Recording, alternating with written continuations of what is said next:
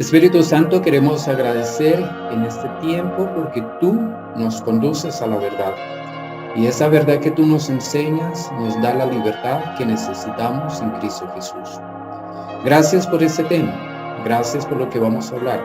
Gracias por lo que tú nos vas a enseñar. Qué bueno es saber que tú estás con nosotros y si nos permites estar alrededor de este tema, Señor, es porque quieres enseñar a nuestras vidas.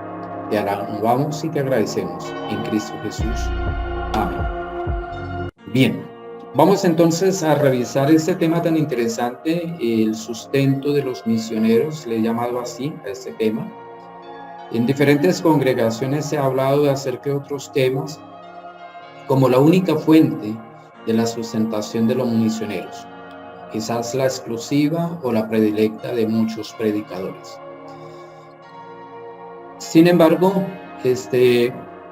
esta pregunta que nos hacemos, ¿cómo se sostenían económicamente los apóstoles y misioneros de la iglesia primitiva?, es para que entendamos que la forma como se sostuvieron ellos era muy diferente a la forma como se sostenían los sacerdotes del Antiguo Testamento.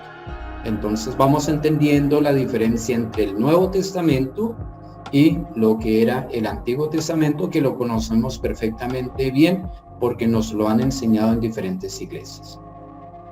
¿Qué recursos vamos a utilizar? Pues por un lado vamos a utilizar el buscador en internet. Cualquier navegador que usted utilice, vamos a utilizar esa caja de búsqueda, y el portal de la Biblia también me gusta acceder a ello. En la sesión anterior, cuando hablamos del Salmos 43 sobre el abatimiento, se hizo una metodología donde incluía la lectura contextual, buscar significados, hacer una comparación, un análisis, una síntesis y unas conclusiones. Esa fue la metodología aplicada para ese caso. Pero para esta situación la metodología cambia. Es decir, no siempre la metodología que uno sigue es la misma. Depende de las circunstancias, depende del tema, depende del propósito que yo me formulo.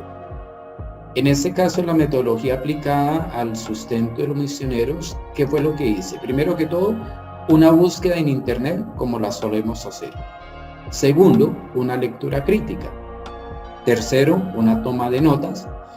Cuarto, una lectura de pasajes bíblicos. Quinto, un análisis. Sexto, una síntesis. Y séptimo, unas conclusiones. Entonces, ¿qué es lo que vamos a buscar primero? Vamos a buscar primero esta parte, que es el interrogante que tenemos nosotros, y para ello accedemos entonces al navegador, y aquí en esta parte puede ser, o aquí en esta caja, podemos escribir o pegar la pregunta esa. Nos van a aparecer muchísimos resultados. Aquí aparecen cerca de 86,000 resultados.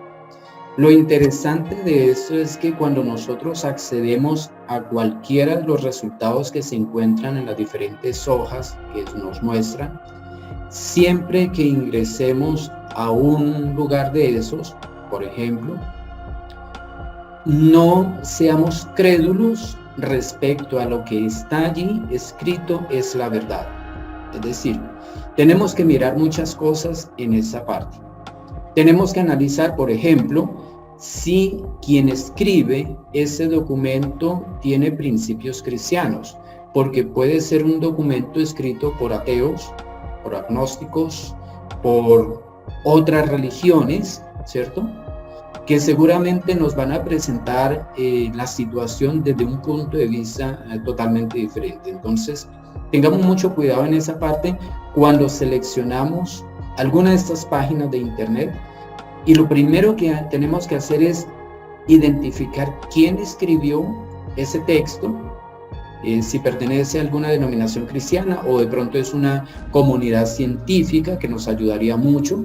Si es alguna institución teológica, también nos ayudaría mucho, pero tengamos mucho cuidado porque a veces encontramos blogs, mensajes, artículos que nos llevan a la confusión completamente. Son apreciaciones personales de alguien que escribió. Por tanto, nosotros en esa parte, cuando vamos a buscar en internet, lo primero que nosotros tenemos que hacer en esa búsqueda en internet es hacer una lectura crítica. Y esa lectura crítica es precisamente, bueno, ¿quién es el que está escribiendo? ¿Tiene algún respaldo? ¿Tiene alguna evidencia de que es una persona que está escribiendo con seriedad? De pronto es una institución muy respetada. Porque de lo contrario podemos caer en confusión. Entonces, siempre el acceso a internet usted va a encontrar muchísimas cosas verdaderas, pero también demasiada información falsa, errada, que de pronto no tienen la apreciación correcta desde el punto de vista bíblico. Entonces hacemos esa búsqueda, hacemos esa lectura crítica. Lo tercero es que hacemos una toma de notas. Entonces aquí, por ejemplo, empecé con mis notas. En uno de esos artículos que encontré por internet, había una nota. Decía, la comunidad de Jesús tenía una bolsa común porque necesitaban dinero para sobrevivir. Entonces se nos viene ya a la mente quién era el que administraba esa bolsa común, quién era ese tesorero, y perfectamente nosotros lo identificamos a Judas realmente. Y dice en Juan 13:29, la Nueva Traducción Viviente, como Judas era el tesorero del grupo, algunos pensaron que Jesús le estaba diciendo que fuera a pagar la comida o que diera algo de dinero a los pobres. Entonces aquí ya tenemos una identificación que en el grupo de Cristo, el de los discípulos que estaban cercanos a él, había un tesorero, alguien que manejaba las finanzas. Y ese encargado de manejar las finanzas era Judas. Es decir, Jesús no manejaba dinero del grupo. Había delegado esa función en alguien importante dentro del grupo. Aquí tenemos que desligar un poco lo que era la tesorería en manos de Judas. Si Jesús se la entregó a Judas, era porque tenía ciertas características que le hacían fiel como tesorero. Hay que diferenciar entre la función de tesorería con lo que posteriormente sucedió en la traición de Jesús. Judas era el encargado de guardar ese dinero celosamente y lo administraba, y seguramente era práctica en el grupo que de allí se compraba la comida para todos los del grupo. Incluso Jesús podía autorizar perfectamente que de ese dinero, lo que hubiera allí, se repartiera a los pobres. Es decir, aquí hay una generosidad de parte del grupo. Una segunda nota de otro artículo que encontré dice, así que, según Lucas, las mujeres que Jesús había sanado, a su vez, le proveyeron de sus bienes.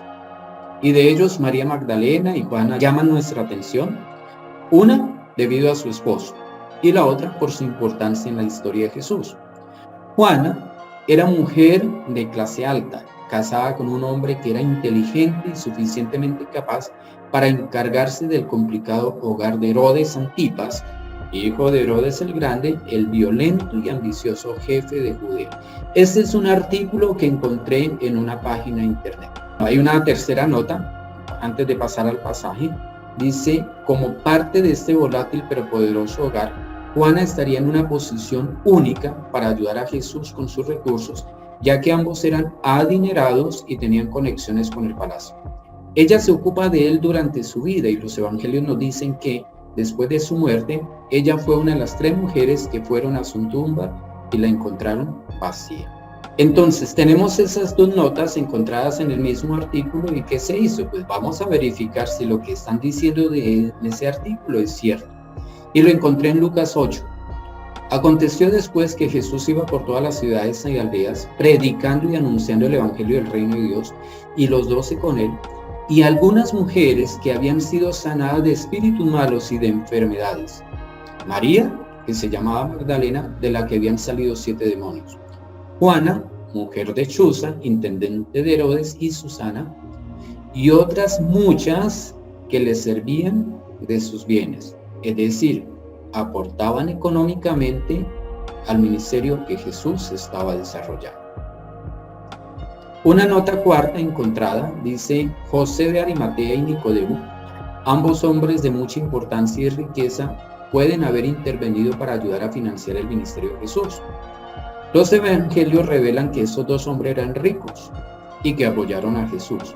De hecho, fue José quien bajó a Jesús de la cruz el Viernes Santo, quien ungió su cuerpo con la ayuda de Nicodemo y quien lo colocó en el sepulcro que José había preparado para él mismo. Respecto a lo que hablaba de Nicodemo y de José, lo conocemos perfectamente bien. Nicodemo era un hombre adinerado y que dijo: la mitad de mis bienes la doy a los pobres.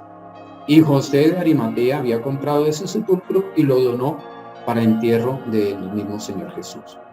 Y en esta nota, la nota número 5, dice que otra forma de financiarse era directamente de la mano de Dios. Y lo podemos constatar en Lucas capítulo 10. Es un pasaje en el cual está Jesús con Pedro. Cuando llegaron a Capernaum, vinieron a Pedro los que cobraban las 2 dracmas y le dijeron: ¿vuestro maestro no paga las 2 dracmas? Él dijo: sí. Y al entrar él en casa, Yeshua, Jesús, le habló diciendo: ¿qué te parece, Simón? Los reyes de la tierra, ¿de quiénes cobran los tributos o los impuestos? ¿De sus hijos o de los extraños? Pedro le respondió: de los extraños. Yeshua le dijo: luego los hijos están exentos. Sin embargo, para no ofenderles, ve al mar y échale al suelo, y el primer pez que saques, tómalo, y al abrirle la boca, hallarás un estatero, tómalo y dáselo por mí y por ti. Mire cómo la provisión de Dios en ese momento específico suplió una necesidad que tenía Jesús de cubrir un impuesto. No estaba obligado a pagarlo, sin embargo, hubo una provisión milagrosa en esta situación. Ahora bien, en Lucas capítulo 10 hace una aclaración muy perfecta Jesús. Dice: cuando entren en una casa, cuando mandó a los misioneros a predicar en las diferentes regiones, digan primero: paz a esta casa. Si hay allí alguien digno de paz, gozará de ella, y si no, la bendición no se cumplirá. Quédense en esa casa y coman y beban de lo que ellos tengan, porque el trabajador tiene derecho a su sueldo. No anden de casa en casa.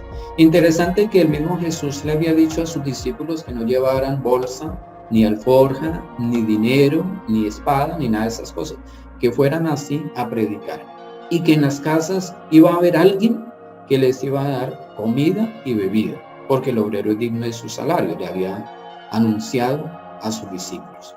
Y esa fue la provisión a través de personas generosas que le recibían en sus casas a estos misioneros. Una nota sexta que encontré en otra página dice: ¿en qué invertían ese dinero? El dinero era repartido equitativamente entre todos los miembros de la congregación. Es así como en Hechos de los Apóstoles nos dice que no había necesidad entre ninguno de ellos. Y efectivamente, cuando nosotros leemos en Hechos 4 encontramos eso. Mire cómo nosotros estamos encontrando información en internet que la tenemos que contrastar con lo que dice la Biblia para ver si eso es cierto o es falso. Y la multitud de los que habían creído era de un corazón y un alma, y ninguno decía ser suyo propio nada de lo que poseía, sino que tenían todas las cosas en común. Y con gran poder los apóstoles daban testimonio de la resurrección del Señor Yeshua, y abundante gracia era sobre todo ellos. Así que no había entre ellos ningún necesitado, porque todos los que poseían heredades o casas las vendían y traían el precio de lo vendido. Mira, interesante, se despojaban de sus propiedades, de todo lo que tenían, lo vendían y traían el precio de lo vendido. Y lo ponían a los pies de los apóstoles y se repartía a cada uno según su necesidad. Esto es una revisión Valera de 1995, la que estábamos leyendo. Otra nota de otro que escribió un blog interesante, dice: se ha dicho por siglos que el apóstol Pablo no recibió ningún tipo de sustento financiero por su trabajo misionero, que él fabricaba tiendas como forma de ganarse la vida. Pero tal afirmación no es del todo correcta. Mire, interesante esa posición de este bloguero. Él está llevándole la contraria a ciertas enseñanzas de algunos pastores donde dicen que él se dedicaba solamente a fabricar tiendas, y no es así. Encontré en 1 Timoteo este versículo, dice: los ancianos que cumplen bien su función deberían ser respetados y bien remunerados, en particular los que trabajan con esmero tanto en la predicación como en la enseñanza. Aquí está hablando de un sueldo, de un salario para estas personas que hacen el trabajo con esmero. En 2 Corintios el mismo Pablo dice: cuando estuve entre ustedes y necesité algo, nunca les pedí que me ayudaran. Los miembros de la iglesia en la región de Macedonia llegaron y me dieron lo que necesitaba. Traté de que ustedes no tuvieran que molestarse por mí, y así lo seguiré haciendo. Estaba en Corinto. Sin embargo, los macedonios le llevaban el sustento a Pablo a esa región, de manera que Pablo no tenía necesidad de pedirle a los corintios. Y eso porque en el contexto de la cultura de los corintios, ellos eran tacaños. Ellos no les gustaba ayudar a nadie y tenían recelos en cierta forma con Pablo y no querían apoyarlo económicamente, pero el sustento de Pablo no provino de los corintios, provino de los macedonios. En Hechos 20 el mismo Pablo dice: antes vosotros sabéis que para lo que me ha sido necesario a mí y a los que están conmigo, estas manos me han servido. Y aquí es donde vuelve y toca el asunto de la fabricación de las tiendas o de las carpas. Es posible que temporalmente Pablo tuviera que trabajar en ello, pero no era un trabajo permanente. Lo hacía para suplir una necesidad temporal de él o de los que estaban con él, pero no era un trabajo permanente de Pablo. En 2 Corintios el mismo Pablo dice: he trabajado con esfuerzo y por largas horas, y soporté muchas noches sin dormir. He tenido hambre y sed, y a menudo me he quedado sin nada que comer. He temblado de frío sin tener ropa suficiente para mantenerme abrigado. Este pasaje lo hemos súper espiritualizado, porque en algunas versiones, sobre todo la Valera, dice que he pasado por muchos ayunos. Entonces, tomamos a Pablo como el hombre que permanecía en ayuno, súper espiritual. Pero en esa versión lo deja ver como el Pablo que es natural, que es un hombre. Dice: he tenido hambre y sed. Me he quedado sin nada de qué comer. Es decir, aguantaba hambre, como se dice, como lo suelen hacer hoy en día muchos siervos de Dios. He temblado de frío sin tener ropa suficiente para mantenerme abrigado. Entonces, son situaciones adversas por las cuales pasó Pablo. Él no tuvo todas las comodidades que algunos pretenden que deben tener por ser siervos de Dios. Después de haber revisado los sitios web, haber hecho una lectura crítica, haber tomado unas notas, haber hecho un análisis de esta información, haber hecho comparación con la misma Biblia, buscar en ella, encontré algo muy interesante, que es lo que sintetizo en estos momentos. El sustento de un misionero. Por un lado, todo misionero es digno de un salario. Eso no quiere decir que vaya a recibir salario, porque muchos misioneros no están recibiendo salario en estos momentos, lamentablemente. Pero es digno desde el punto de vista de Dios. Segundo, la iglesia lo sostiene.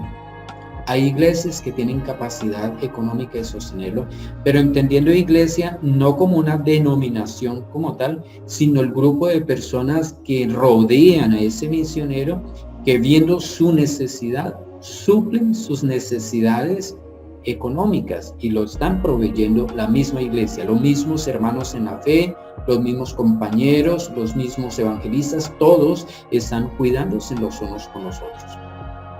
El mismo misionero tiene capacidad de generar su propio sustento y seguramente en algunos momentos críticos le tocará trabajar en alguna circunstancia para devengar un ingreso que sea necesario para él, y muchas veces para su propia esposa y para sus propios hijos.